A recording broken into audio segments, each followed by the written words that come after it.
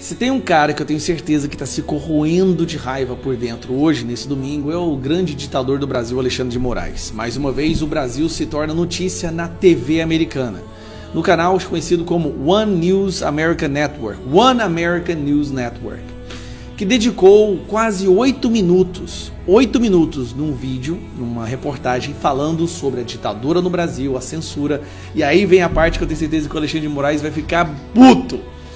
Quem participou quase durante todo esse programa foi o Alan dos Santos. Lembra do Alan dos Santos? Que o Alexandre de Moraes mandou prender 2 vezes, pediu para a Interpol prender, contemplou até mesmo a possibilidade de mandar jagunços para sequestrar o Alan dos Santos, colocar no avião e trazer para cá. Pois bem, ele participou agora do programa no canal de TV One American News Network, que é a OANN. E, meus amigos, assim, assista, porque sinceramente aqui nesse quadro eles falam exatamente o que está acontecendo no Brasil. Dá uma olhada. At least one of the major tech companies, Twitter, has now returned to free speech, and under the new ownership of Elon Musk, international governments are reacting to this, really highlighting how much tyrannical leaders fear free speech. We told you about Brazil banning its people from using Twitter X. Well, this led to a big free speech protest rally last week, as covered by WION. They showed Brazilians taking to the streets to stand up for free speech and call for the Supreme Court justice who banned X to reverse his decision. Former Brazilian President Bolsonaro attended and spoke at that protest. Joining us now to discuss is Brazilian journalist, my friend Alan dos Santos. Great to have you on. People were just asking in my control room if you went out to the Brazilian protest. You're not allowed to, or you'll get arrested, right? This is the state of speech in your country. Thank you so much for having me here, Avery. That's true. I cannot go back to my country because of my opinions and the stories I wrote in Brazil.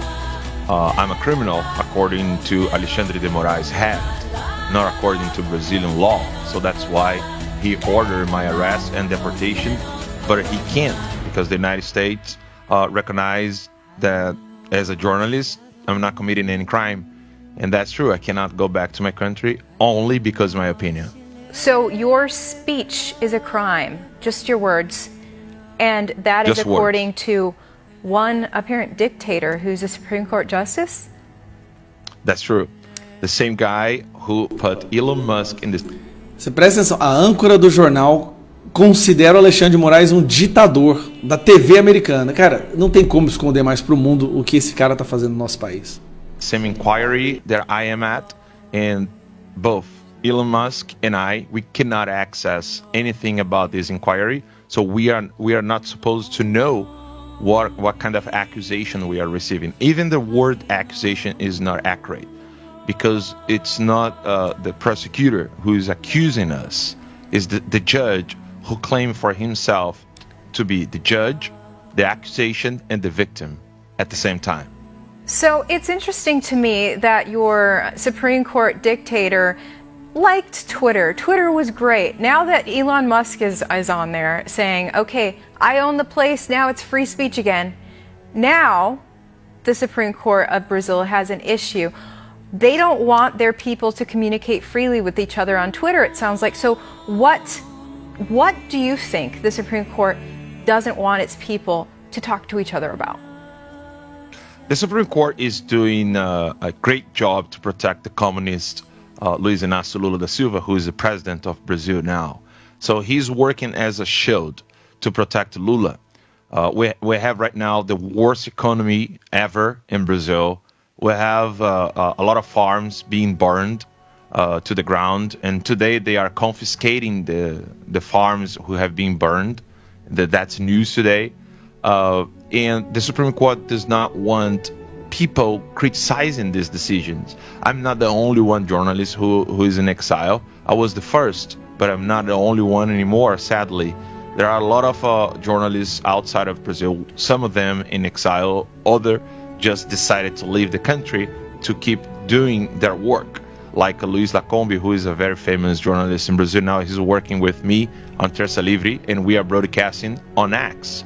And that was unacceptable for the Supreme Court because they wanted to block even the streaming we are doing in the United States. Let me tell you why he wants to do this. Since Elon Musk has a company called X that operate in Brazil, even he is not the CEO of the company, if we are not allowed to talk in Brazil, he doesn't want us to talk to the world. So because the company is also operating in Brazil, he always do that. He put daily fines on the big techs, Instagram, Meta in general, so Instagram, Facebook, Google, YouTube, and now X, and even LinkedIn and other platforms. So if we broadcast outside of Brazil and people in Brazil can watch us, so Alexandre de Moraes, he puts daily fines for the company that operates in Brazil. Even the person who's broadcasting is not in Brazil. So he doesn't want our opinion to reach the people, because of course the result is clear.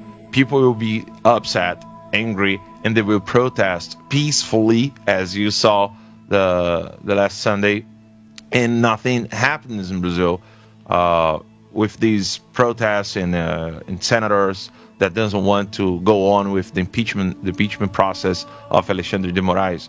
But if we keep talking, if we keep clarifying things and explaining what's going on to the mass, to the people will understand, and they will kind of force the senators to vote in favor of the Alexandre de Moraes impeachment. That's the reason he doesn't want us freely.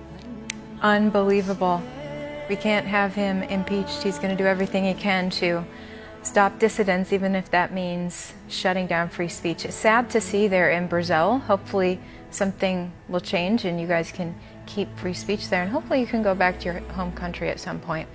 The mainstream media, it's interesting, they don't really cover the protests out there, and we don't see free press journalists standing up for free speech in that country. I don't know why. My former colleagues and I, we used to, we were taught that was our one big stand, was free speech as free press journalists. But free press is kind of compromised in America now too. But I'm glad in the meantime that you can at least stay in exile in our country, that we're not as bad as Brazil, at least. Alan dos Santos, it's great to have you on. Great talking to you again. Thank you so much. I appreciate it. And keep doing your job, keep doing your work. One American News Network is doing a great job. And remember, what's happening in Brazil can happen in the United States too. All these journalists that are not covering what happened in Brazil, they are covering what is happening against Israel, protecting Hamas and Hezbollah, these two terrorist groups that praise Lula da Silva as a president, as Joe Biden and all the Democrats in the United States. So we need to keep our eyes open because they cannot pack the Supreme Court. Otherwise, this problem could reach the United States too. Thank you so much. Absolutely. Thanks, Alan dos Santos.